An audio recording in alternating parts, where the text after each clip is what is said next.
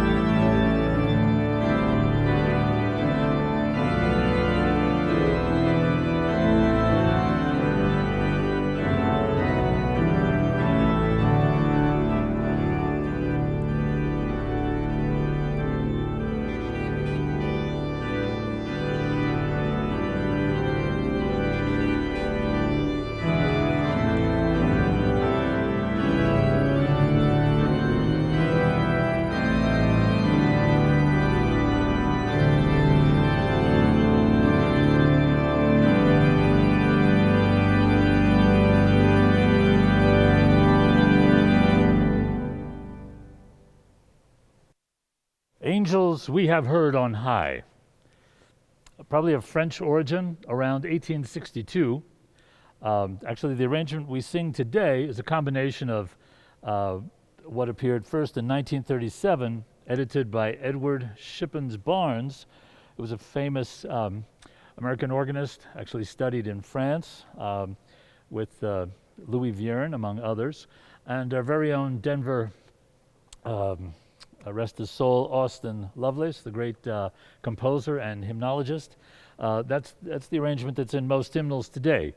We have 4 verses really telling the story from Luke 2, with a wonderful, captivating refrain, Gloria in excelsis Deo, from the Latin, glory to God in the highest, which of course is sung virtually at every Sunday Mass at a Catholic church, except during Advent and Lent.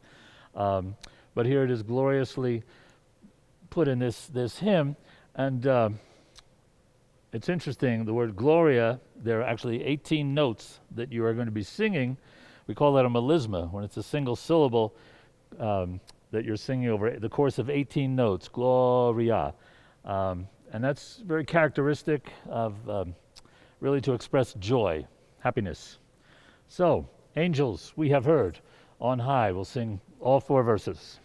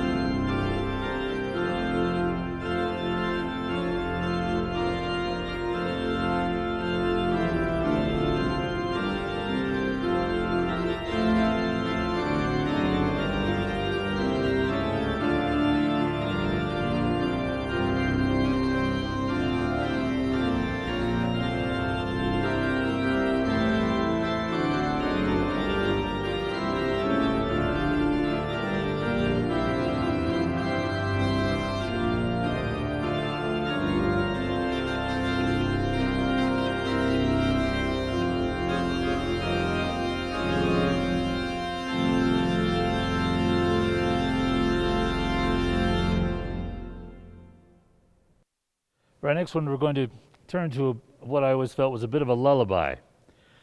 Infant holy, infant lowly. And this is a delightful Polish carol. And the rhythm of it is actually like a gentle mazurka, which was made famous, of course, by the great Polish composer, pianist Frédéric Chopin.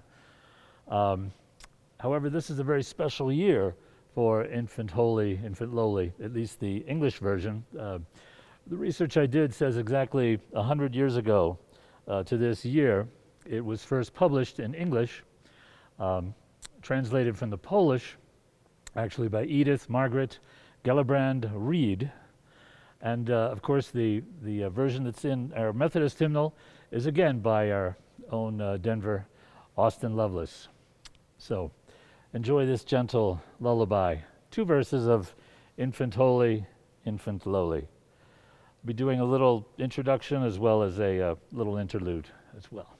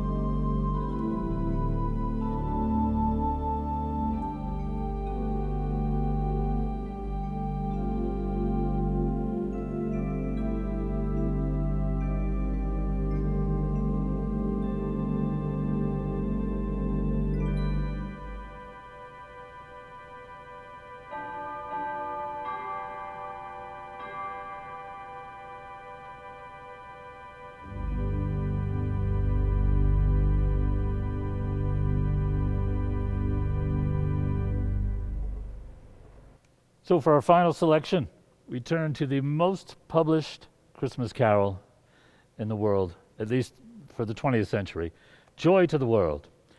Text composed by Isaac Watts around 1719. Lowell Mason, famous music teacher, church music choir director, born in Massachusetts, 1792. In 1848, he actually wrote the melody that we all sing today, to Joy to the World. And I believe it was definitely an intentional nod to George Frederick Handel and his the greatest oratorio, arguably, said by some, Messiah, which I encourage you certainly to listen to any time of year, even though George Frederick Handel wrote it actually to be done during Lent, actually, but it's been associated with the Christmas holiday season for quite a number of years. So, which Lowell Mason certainly in 1848 capitalized on. He uses the motive from Comfort Ye, the famous tenor aria the second movement of Messiah, as well as the motive for glory to God and lift up your heads, which are respectively 17 and 33, those two movements. So indeed, I encourage you to listen to the entire Messiah. If you have about 2.5 hours, be great, but at least I strongly encourage you to listen to those movements. So thanks for joining us today, and may your holy day season indeed be filled with health, harmony, and happiness.